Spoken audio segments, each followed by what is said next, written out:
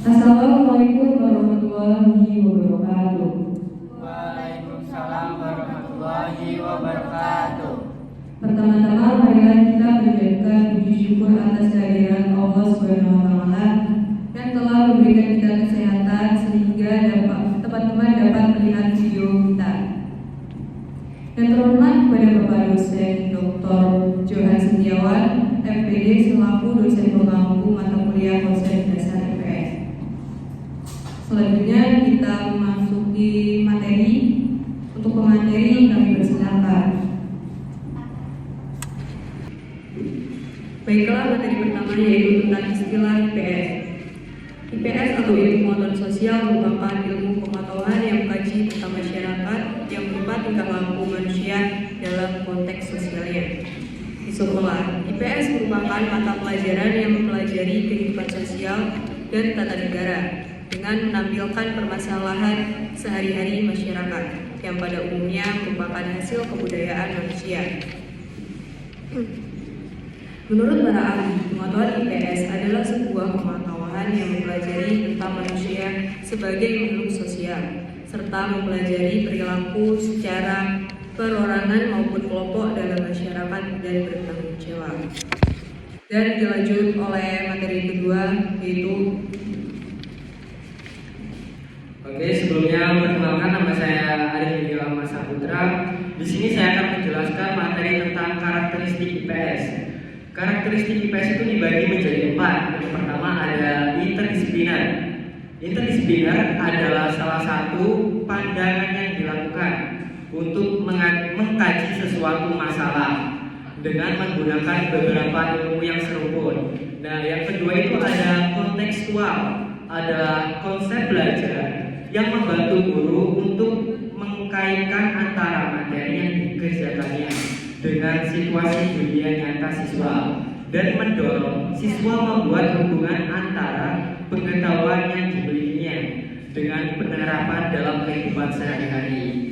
Dalam proses mengajar, hal yang terpenting adalah pencapaian pada tujuan, yaitu agar siswa mampu memahami sesuatu berdasarkan pengalaman belajarnya. Nah, materi selanjutnya akan disampaikan oleh rekan saya.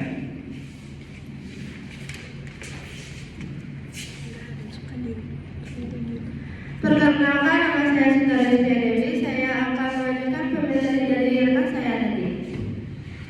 Yang ketiga itu ada relevan. Relevan adalah hal tersangkut paut yang memiliki hubungan atau selaras dalam kata ini menjadi kata untuk istilah relasi yang memiliki arti hubungan atau kaitan. Kata relevan biasa digunakan untuk menggambarkan sesuatu yang berkaitan dengan hal. Yang keempat ada kritis. Berpikir kritis adalah cara berpikir manusia untuk merespons seseorang dengan menganalisis fakta untuk membentuk penilaian. Subjeknya kompleks dan ada beberapa definisi yang berbeda. Mengenai konsep ini umumnya mencakup analisis rasional, skeptis, tidak bias, atau evolusi bukti faktual. Baik, pemateri yang selanjutnya akan disampaikan oleh rekan saya selanjutnya. Oke, dan saya Purna Ayu Danila. Ruang lingkup IPS dibagi menjadi 6, yaitu ada biografi, mempelajari lingkungan fisik dan interaksi manusia dengan lingkungannya. Contoh tentang dampak perubahan iklim terhadap ekosistem hutan di Amazon. Kedua ada sejarah, mempelajari peristiwa masa lalu dan perkembangan peradaban. Contoh peristiwa penting dalam sejarah seperti The Diary of Anne Frank yang mencatat pengalaman seorang anak Yahudi selama Perang Dunia II.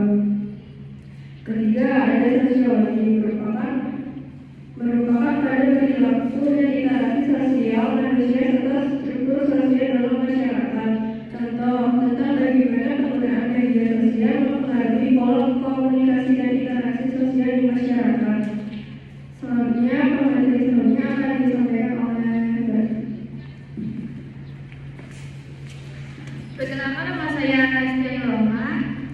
Yang keempat itu ekonomi adalah ilmu yang mempelajari perubahan ekonomi yang mempengaruhi masyarakat, perusahaan, dan pasar. kami juga mempelajari seputar hal-hal yang melingkupi perilaku konsumen dan pasar di sektor individu atau perusahaan. Yang kelima, antropologi adalah ilmu yang fokus mempelajari perkembangan manusia seperti berkomunikasi, perkembangan manusia dan cara manusia beradaptasi. Dan yang keenam, ilmu hukum mencakup segala hal yang berhubungan dengan hukum. Ruang lingkup hukum mempelajari kedudukan ilmu hukum yang berlaku. Saya persilakan untuk pemateri selanjutnya.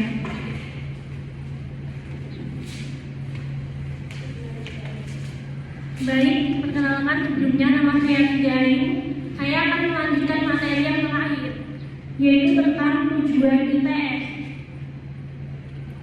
Tujuan IPS ada 4. Pertama, pemahaman masyarakat. Pemahaman masyarakat mengacu pada pengetahuan, pengertian atau wawasan kolektif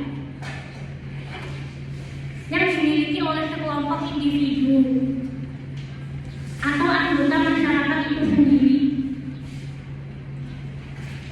2. Kewarganegaraan.